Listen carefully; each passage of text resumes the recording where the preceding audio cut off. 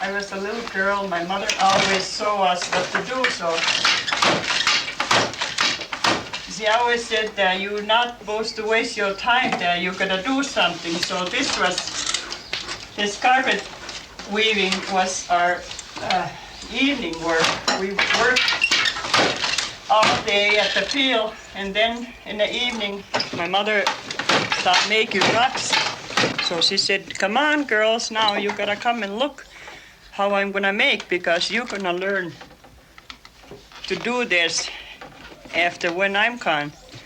So we used to come and sit next to her, me and my sister.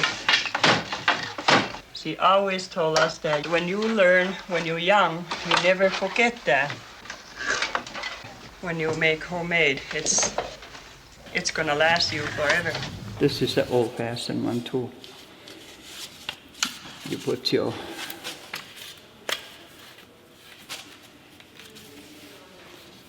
warp here. I thought mine is old looking, but these are antiques. These are handmade. It's not the factory made. When Finnish people come from Finland, the guys wanted their wives to do something, not to sit and twiddle their thumbs, so they start making looms. You can see that these are homemade. You go in the woods and make this kind of log and just. So that was one of the things that a lot of Finnish immigrant men would do pretty quickly when they got here and they had a wife who wanted to weave, was they would build a loom. And so I think for whatever reason, rag rugs just became the thing that Finnish Americans really started to value. It was a way for them to use the old fabrics in their lives that, they might want to keep for different reasons, because of their durability, because of the beauty of the colors that were inside the weave, because of the sentimental value of the stories that the fabrics told themselves. So some people call them memory rugs. You have these different fabrics that have different types of meaning. It might be a special dress that somebody wore on a certain special day. It could be somebody's first pair of brand new fancy blue jeans or something. So all of the pieces of fabric inside a rug tell a story. Then, so nobody can even go see it. It's lost art. There's not too many people who can make carpets, who can set up the looms. It's lots of work. Irene is such a great teacher. The first rug, Irene sat with me and she said, okay, we'll show you what to do. And I really enjoy it a lot. And so that was the first rug with a cooperation between Irene and I. It goes in my bedroom and Irene thinks they're very pretty and she says I do a good job. And that's all that counts, is Irene enjoys them. Mother weaved when she could, but of course she was raising 6 kids and stay-at-home mom. But she'd do all her carpet rags and the cutting and the sewing at home. So that's what we as kids used to help her with. So I was about 10 when that started. They got put away, and then when my mother passed away in 1988, I took ownership of the looms. Nobody else wanted them. And I had them in storage that entire time, along with all her carpet rags and even some of her warp that Irene and I used the first time when we set up the looms that Irene gave me. This is the one that Irene made on my looms, made out of the chenille bedspreads, which forms the lumpy section, and then some different colored rag rugs that I had.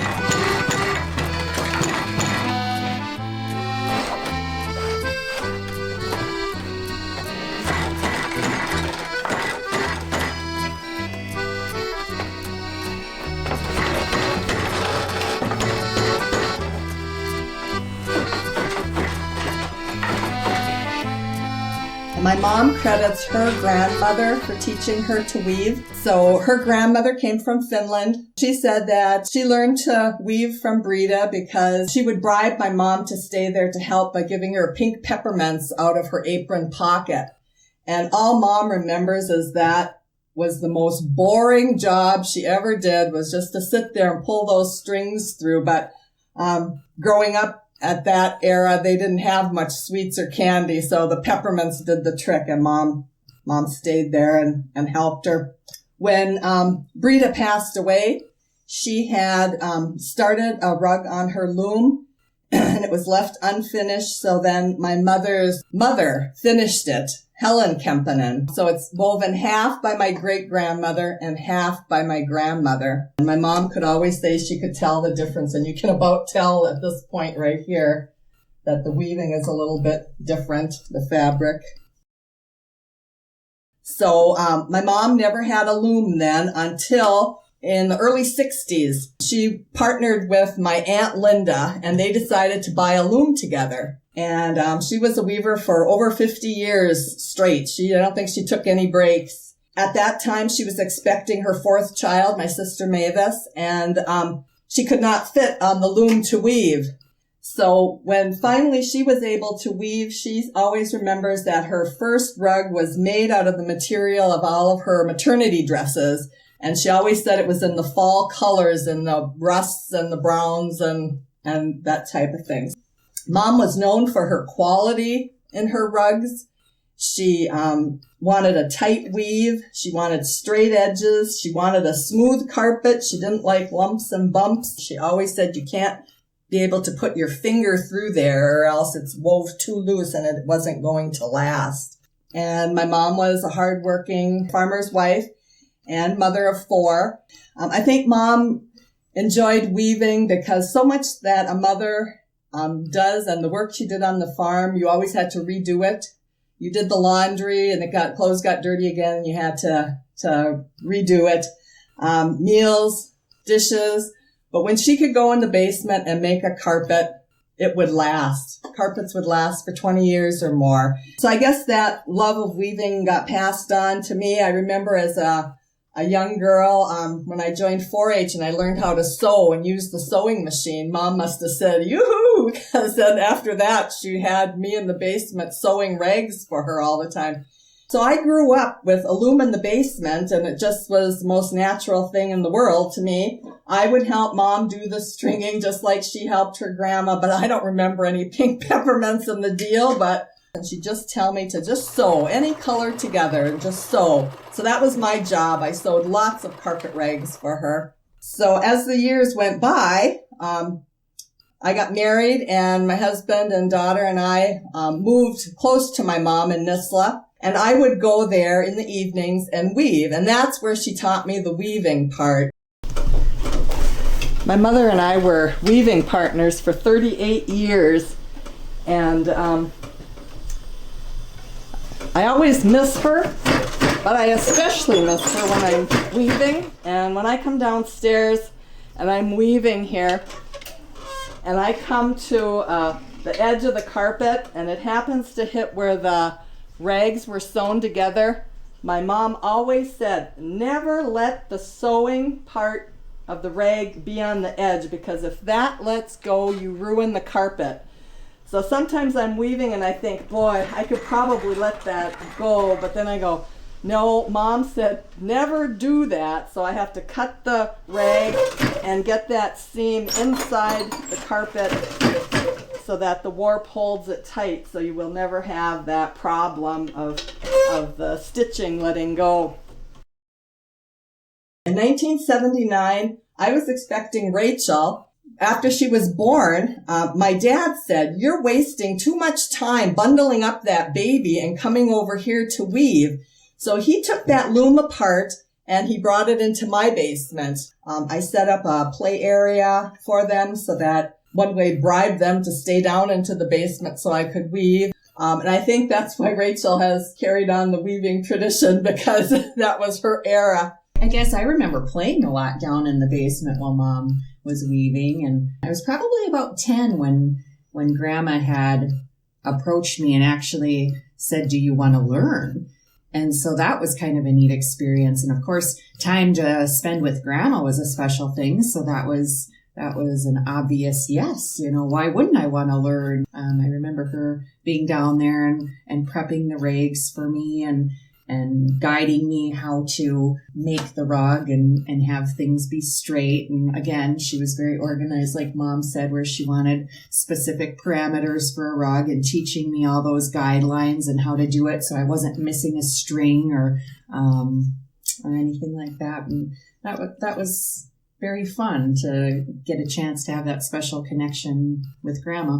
And in fact, she had me cut up my great-grandmother's bedspread, which I didn't know at the time. It was probably after I had weaved it up into a rug. And I remember being devastated, thinking, oh, this was a beautiful bedspread. And I cut it up, but it had stains and holes, and she knew it wasn't going to be used for anything. And of course, now being an adult, I look back, and that was her way of preserving that heirloom and keeping it in a rug. But I remember feeling so bad after I found out that I had weaved this beautiful bedspread into a rug.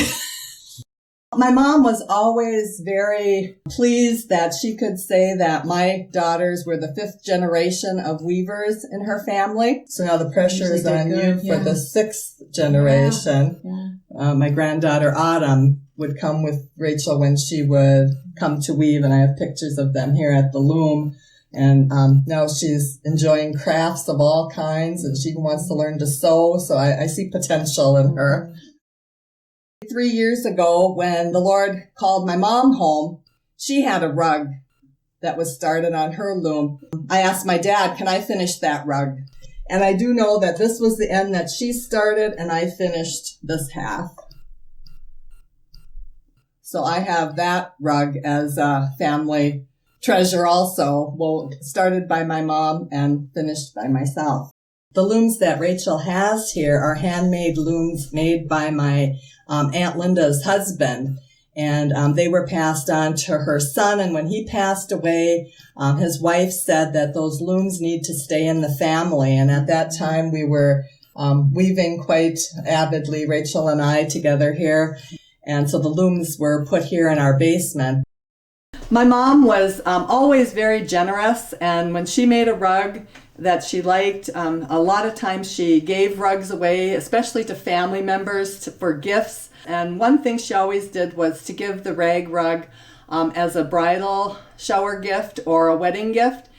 I have tried to maintain that family tradition, and as my nieces and nephews have gotten married, I've always tried to gift them with a rug because I just hope that when it's on their floor, they would think of our family and the tradition and the part that weaving has played in our family heritage.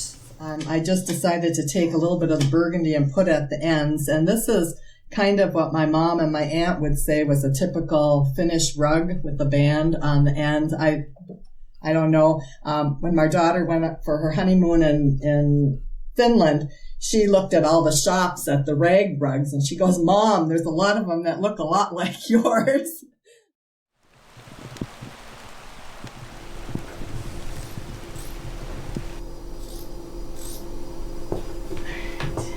Now that I'm older, I don't realize how much of the stuff that I grew up around was Finnish tradition. Like morning coffee, afternoon coffee, evening coffee. My mom used to make pannukaku, and for a while she even tried to make her own like Trinary style toast, the gorpu. We always had Saturday sauna night, and you knew like you had to hurry up and clean up after dinner on Saturday night and get something baked for sauna company. And if you didn't go sauna directly after supper, you went when it was pretty cold after the company all left. But yeah, those are good memories. That was always fun. Well, being Finn, my grandparents, they just spoke Finn, and they made, one side of the family didn't make rugs. The other side of the family, they did. And it was just something that they did. So I just figured Finnish people must do this. The Finnish Americans appreciate rag rugs more so than the general community, very much so. And so I think they appreciate the utility, aspects of it. But I think also it's just a Finnish thing. You have a rag rug on your floor. You don't go to Walmart and buy a rug. Grandma and Grandpa on the Finnish side had a summer kitchen, and it was a huge room with a loom, a carpet loom, and it went from wall to wall. It was huge, and that's what they did. They made carpets for everybody, and I still have a few left. I don't use them anymore because I want to save them, but our entire house growing up was Grandma's carpets. I remember watching Mrs. Pelto and Mrs. Niemisto make rag rugs. Yeah, they had those old-fashioned looms Yeah. that made a lot of noise, and you could hear them all over town. Boom, boom, And they boom, really boom. couldn't speak English, but somehow we communicated with them. Yeah. So, I mean, I'm really, really thankful that we got to witness that generation. Their hard work, and they could do a lot with little, like our grandmother. It was just special. But she took great pride in her rugs and mixing colors the right way and making sure they were sturdy. I mean, she pounded like mad. I think she made it for my kitchen. I can't remember, but I did tell her, I know, that I wanted it to be sort of light colored and blue, and then she could do whatever she wanted in the band. And I'll save it. I won't walk on it anymore. They were dear hearts and gentle people that lived in Pelkey at that time, and they made the best carpets in the daggone world. Betcha they'd work 4 or 5, up to 10 days on a carpet, then sell it for maybe $5. You don't get them for $5 anymore now. Hand-woven rugs for sale, it says. That sign that dictates busy days of weaving together warp and weft into rugs that duly stand time's test. For those that do not know the art, think weaving is the simple part, but hours of time must first be spent to get a rug to development. There's filler to cut and warp to string, and planning is no easy thing to have the colors come out right and making sure it's woven tight. Keep the edges nice and even. The pattern comes as you are weaving. Each row is marked down to keep track. Get to the middle, then start back. Each pattern strip has got to match. The combination must attract. Don't pull the filler up too tight. Make sure the colors come out right. Beat it hard to make it firm. So many things you have to learn. Now the weaving part is done. There's several rugs on every run. But with the rug, you're still not through. There's tying of the ends you've yet to do. You've finished finally with your part. Hours have gone into this art. From cutting, planning, weaving too, and all the tying that you do. What's the price put on a rug? The time is passed off with a shrug. The cost of warp and filler too. You'll never get what price is due. Yet looking on the finished work, you're glad you spent the time it took to create each item on your part. Each piece of work is a dying art.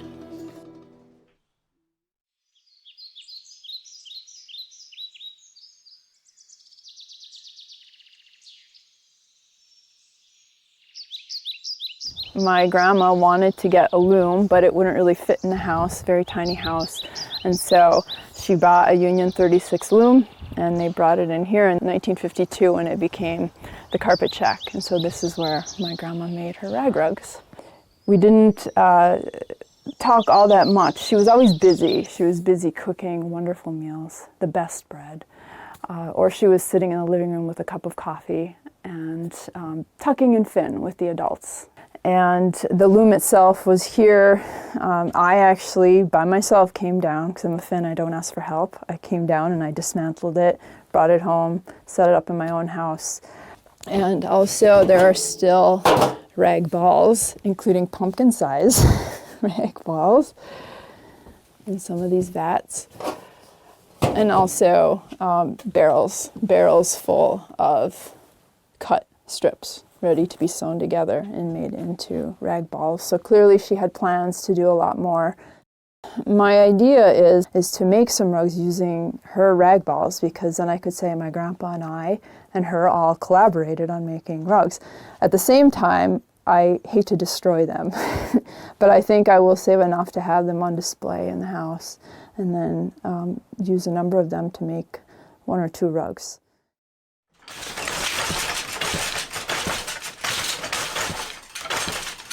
Back in the 1980s, my dad was always trying different projects. He'd try woodworking, he'd try this, he'd try that, and finally he came upon wanted to do carpet looms. So the first loom he actually built himself. And we all spent our time cutting carpet rags and cutting carpet rags till you had blisters on your fingers, and we went through many, many pairs of scissors. Once you get enough built up so you could start banging out some carpets, we'd put the stereo in the garage and open the doors and the windows, and summers we spent out working there. And it's been so many years since I've done this, it's kind of like learning all over again. Why is it getting caught? Let's see. Okay, I got it threaded through there again. Oh, this is really where I missed my dad.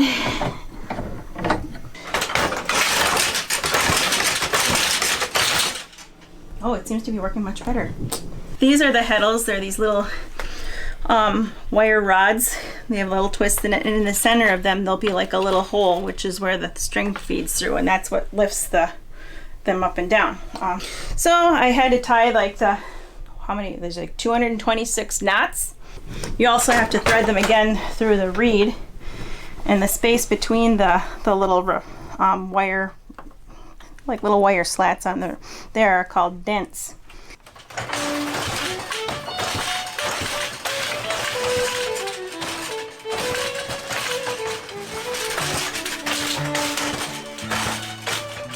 I'm working with a flannel right now they were some worn sheets that came across.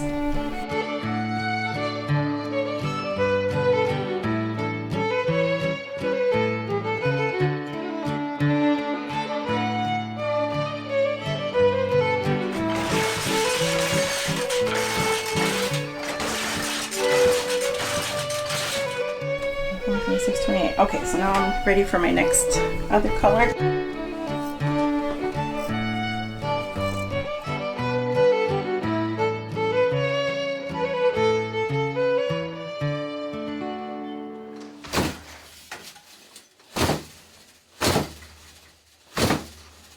Oh man, my grandmother, I seen, I probably was sitting on her knee probably 80 years ago. I was sitting on her knee and she was making carpets. Being a little boy, you have to be nosy. What's she pounding up there? My grandma, she was all by herself. Her husband had died. And she didn't speak any English, so she's making carpets. She can't even have a radio because there's nothing on it that she would understand. The days must have been long. And the biggest job isn't here, it's cutting them things up, getting everything ready to make a carpet. And Rose and I would tie the rugs while she had coffee on. And every Finlander had coffee going all day long. Everything that she got had been patched at least once, or maybe 2 times or 3 times even. She would save all them and then sew them all together. You had to cut it and sew it. She had a sewing machine right by her loom. See, this one went in here. Now, now my finger is locked in there. I can't pull it out. See, now when we pound it in there, it gets tighter and tighter. The tighter, you pound it. Well, now it'll be 2 years pretty soon that I bought this here, and I had never made a carpet before. I didn't have any idea what you're supposed to do. If I could have watched Grandma now, thinking about it, she could have probably taught me lots. And I'm sure there were a lot of mistakes, and there probably is still. That somebody would come here that's made carpets for years. Why are you doing it that way? Do it this way. Now we put string on here so it doesn't come loose. The string is so close to each other, it'll lock this in here. Like now if we took this off here, these would all come loose from here. So we put the string to it. Make it about a 1/2 inch, so that's what I do.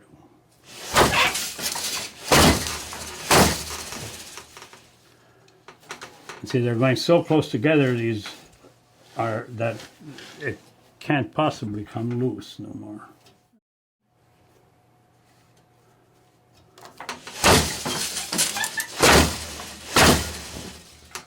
I enjoyed this, but it does get old, this does. I mean, put so much time in it. It's already getting to be, a job. When it gets to be you have to do it, it's not no fun anymore. It's just a pastime, really.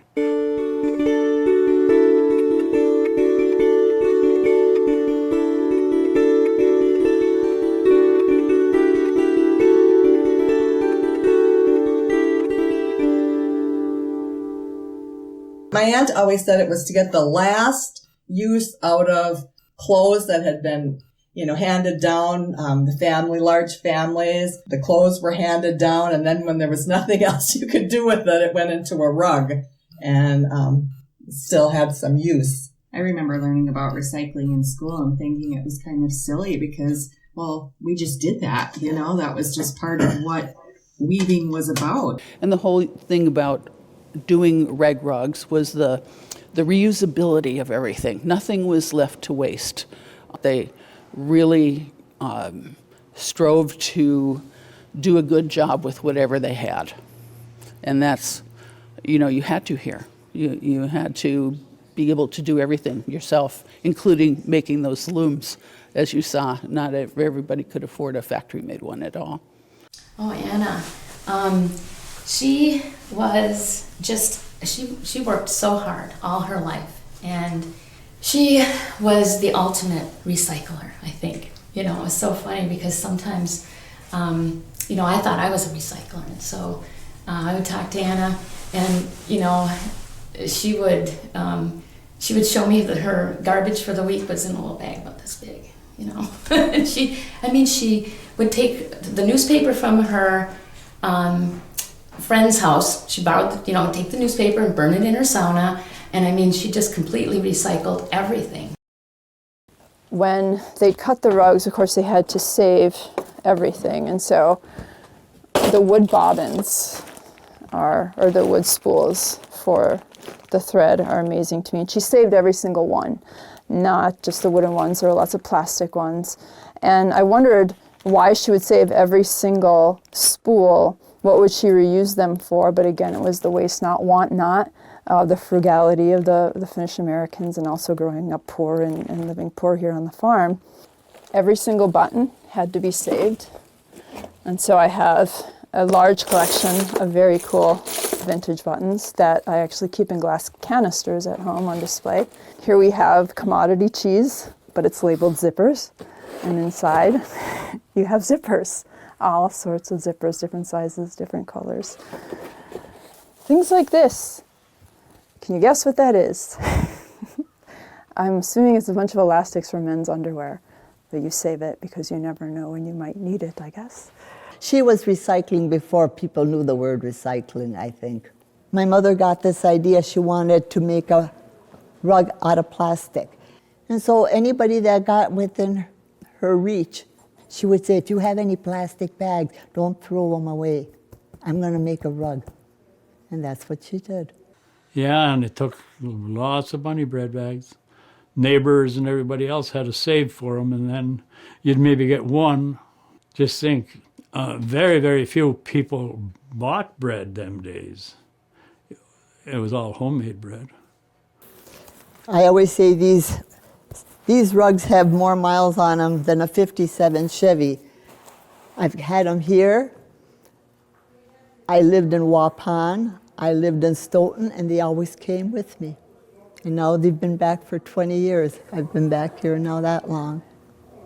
They're hard to find. Old ones, new ones, very hard to find these days.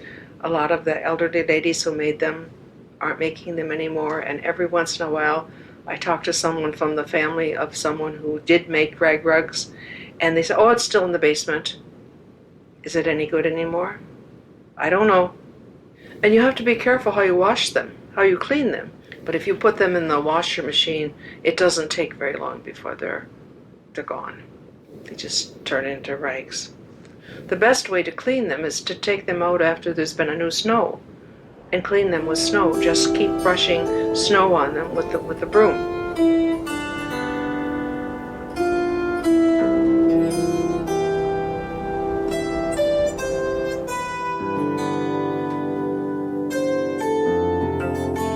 She says, take them outside on a snowy, you have fresh snow, and just shake them into that snow, and it brightens up the rug, and all your dirt gets left on the snow. My grandmother used to, like, now if there's fresh snow like that, she'd just put them out there and take the broom and just sweep all over them. And, you know, they lived on a farm, so, and that's how she cleaned them in the wintertime always.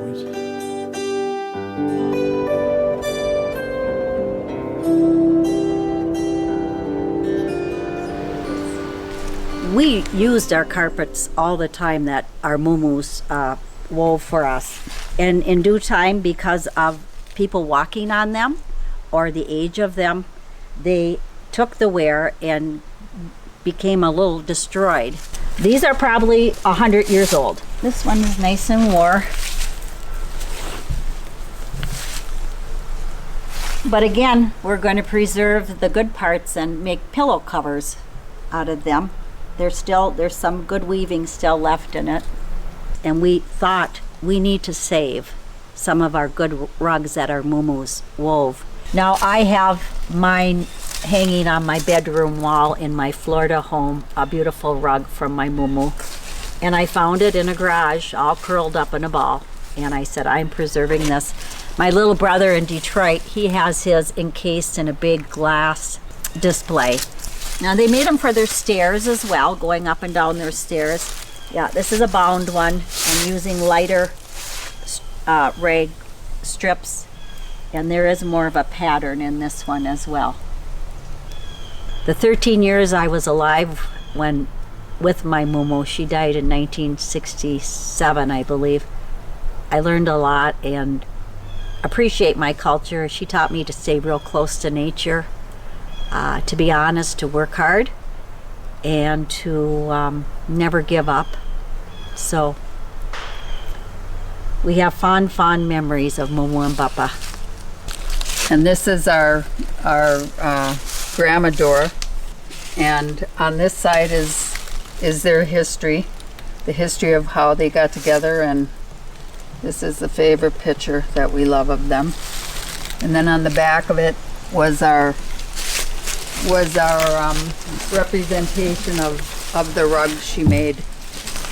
We didn't get the stitching in, but my mother and my Auntie Liz and I made this. This was our tribute to Mumu.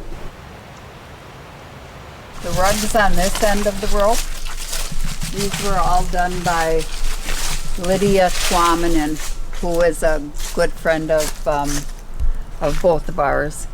There was a Maytag place down on Front Street, and she used to bring her carpets down there to sell, and he'd put them in the window for her, and she sold them, how much a foot? $1.50 a foot she sold them for. $1.50 a foot.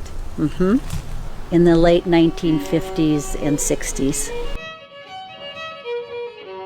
My grandmother used to, like, she made them for people most of the time. About $1.50, I think, for a carpet. Back in the late 80s and the early 90s, when I was in college, this is how I actually spent my summers earning money for college, was making rugs. 40 cents an inch rings a bell, but I really can't remember. People would just come to the house to buy the rugs, they'd hear through the, from everybody that we made them.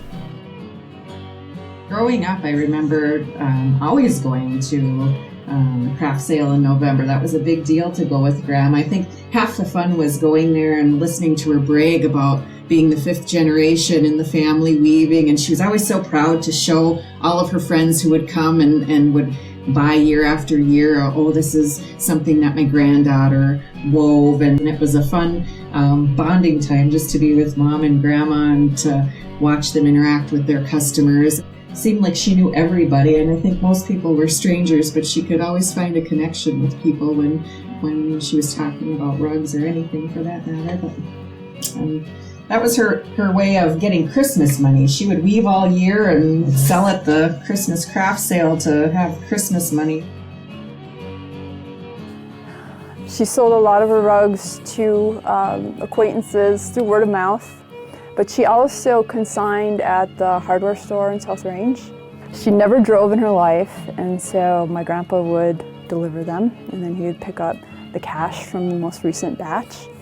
And since he worked in the woods at the logging camps, they didn't have a lot of income, and so these rugs were a welcome source of more money for them.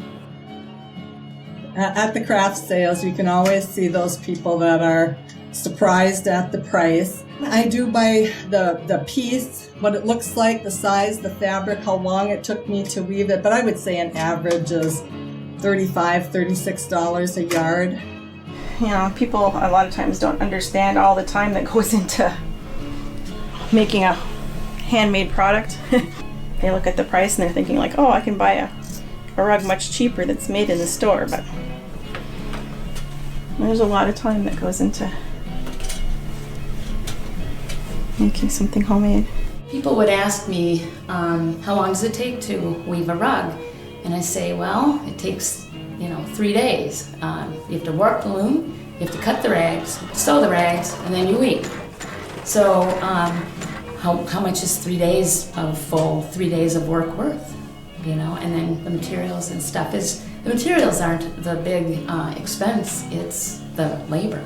The only thing is, if you buy one at the store and it has a foam backing on it, you might as well throw it away after a year, because that backing is on your floor and all over everything else. I'm sure these are as sturdy as one that comes out of a factory, and maybe better.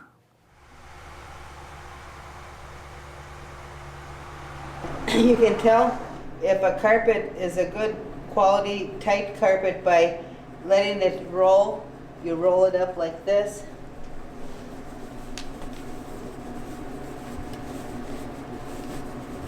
And once you roll it, it should be able to stand on its own. And that's a nice tight carpet. My mother used to do what she called hit and miss. She did not do a pattern with it. And it's whatever there was, and that's how it came. At that time, you can see the warp, the colors it was, so that kind of stands out a little bit. And you can see how fringed, really worn. You can tell this has been used a lot. But sometimes Grandma's whole rug would be all patterns, things that had herringbone or plaids or flowers or things like that. That's what Mom said. It was always fun to start a new rug to see how those colors were going to mix and blend. And what pattern and would what show pattern, up. yeah. And that the pattern kind of depends on what you have. Do you have long strips? Do you have just short strips that you want to do a hit and miss type, or the long ones you can get banded?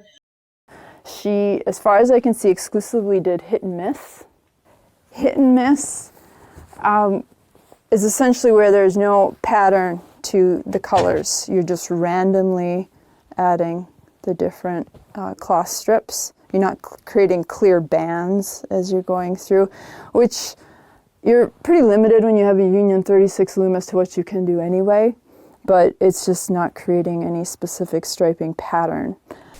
This is a chasing pattern where, well, it's a pattern where when you're weaving, you put a certain rags in a certain order, and then you go back to the light, to the dark, to the light, to the dark. I majored in clothing and textiles at Michigan State University, and that's where I first saw the looms.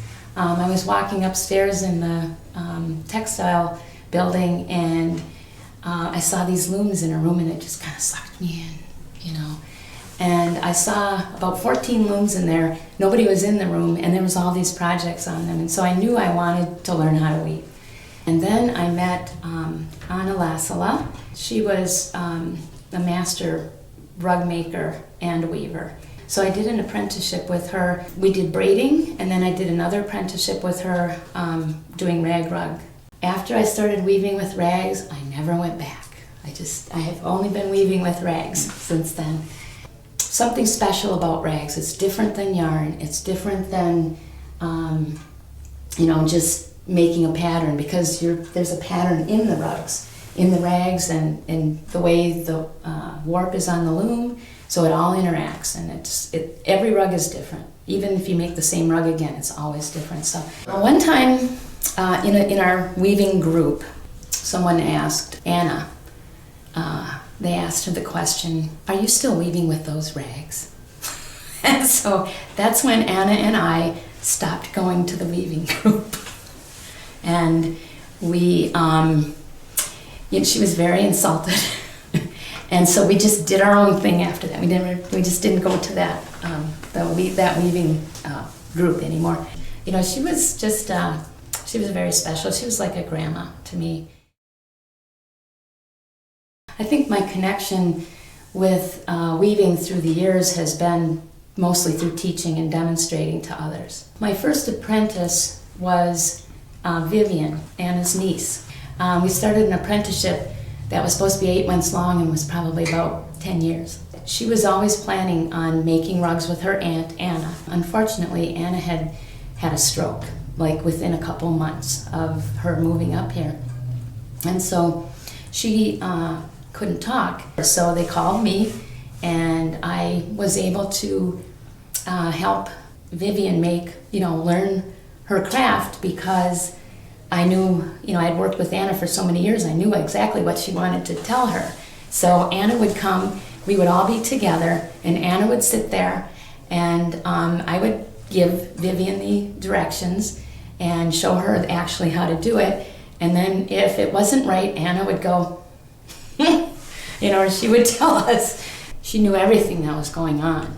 And so this was a wonderful way for us to keep, our tradition alive with between the generations. And we really enjoyed it. It was fun. Vivian has gone on to make spectacular rugs, room-size rugs. She is an artist, and in her own right, she was before. She really did some beautiful, beautiful work. This is a 5-strand braided rug that I learned how to make from a woman named Hilary. So I thought, these are beautiful because you can see this has a pattern within a pattern, and you do it all with color. We've been using it for quite a few years now. They stand up very well. When I first started doing braid rugs, that was in the 1970s, and you would use recycled wool. I would go to places like St. Vincent's, Salvation Army, and I would get pleated skirts for 10 cents. And if you took them apart right, you'd end up with a great big piece of material, wool. And I made 3 rugs that way. I suppose finding the wool is the hardest thing. Finding the wool. You could go out and buy wool, but that's not the point. There are actually some skirts in there. Like this would be a skirt material right here. Who knows how old that skirt is? That's amazing how old that skirt probably is, and here it's still going. This rug, I hope, will outlive me. To me, it's a art form. I love it. I love the traditions of the teachers that have taught me. This is especially what the women in the area here did. Very high-end artisan work. No matter what it was that people did, they did it very, very well.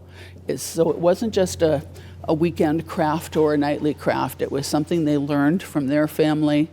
Rag rugs for many people are just something that's on the floor, and they're not considered an art. They're just, a utilitarian object. And so people think, just rags. But when there was an exhibit at Finlandia University, Yvonne Lockwood had the exhibit, Rags, Rugs, and Weavers, and all of a sudden, rag rugs were art.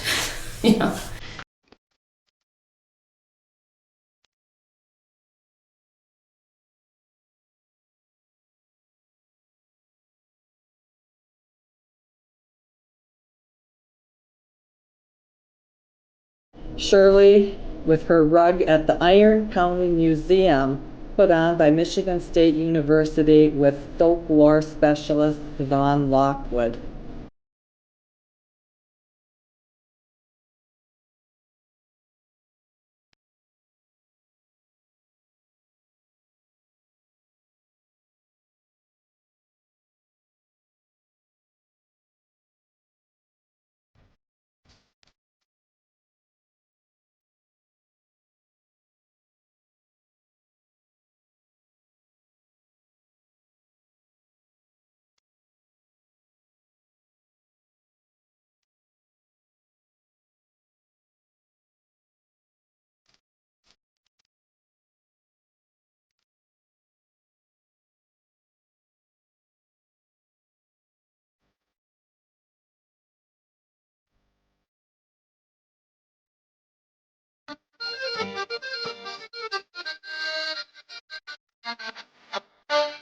And that really, I think, did change a lot of people's opinions in this area about, rag rugs.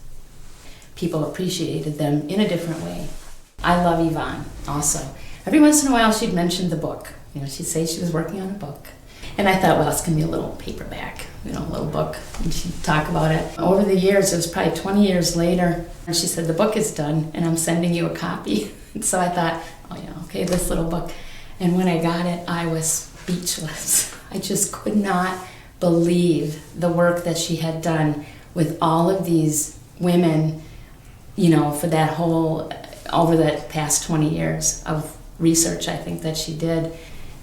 She just did a beautiful job on that book. And it just became the rug book, I think, in the whole area. And so when you see rag rug weavers talk about the importance of Yvonne's book or of an exhibit that she did in about like 15, 20 years ago, it may seem very lowly to celebrate something that you put down on the ground and walk on and that's made out of rags. It is still something that's a high art, and it's still something that the people who are part of that community recognize and appreciate. I cannot overstate enough the work that Yvonne Lockwood has done to celebrate traditional artists broadly and rag weavers in particular.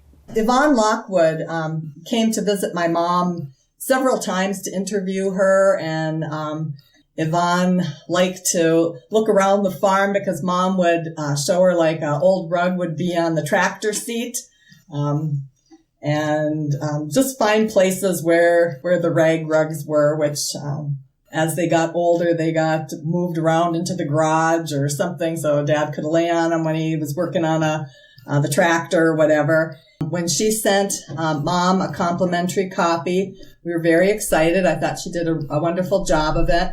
So my book is signed by both her and my mom. So that's a cherished memory of her. So I really felt a bond with my mom through the weaving. And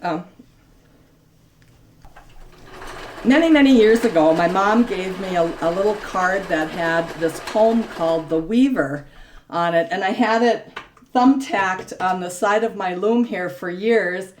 And when I went to my dad's yesterday, I looked at her loom and she has hers thumbtacked right here. It's called The Weaver. My life is but a weaving between the Lord and me. I cannot choose the colors, he worketh steadily. Oft times he weaveth sorrow, and I in foolish pride forget he sees the upper and I the underside. Not till the loom is silent and the shuttle ceases to fly shall God unroll the canvas and explain the reason why. The dark threads are as needed in the weaver's skillful hands as the threads of gold and silver in the pattern he has planned. My mom had a great love for weaving, but she also loved the Lord. And she knew that he was the weaver of her life. And that poem is just very special to me. So my grandma died in 2004, and the farm was largely abandoned. Around 2016, I got the idea that I wanted to come get the loom.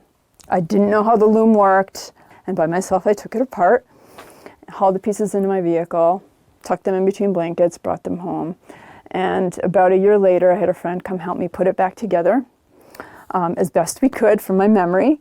I ended up with an extra bolt, a couple nuts, a washer. To this day, I don't know where they go. I know they came off the loom. And then it was 2 winters ago, I took the weaving class at Finlandia. And so then I was able to make my first rag rug. And making that first rag rug, I got so involved in it and so absorbed in it, and it was like meditating to me. And I felt as I was doing it like my ancestors were in the room with me. I felt like they were along the perimeter, sitting there, standing there watching and happy to see that I was doing this. And I was so absorbed in the project that maybe an hour had passed, and I finally really looked up, and I was shocked because I had started in that corner of the room, and now I had crossed all the way to the other side of the room from the beating down of the weft. And so me and the loom were gradually scooching across, and I didn't even notice because I was so into the process.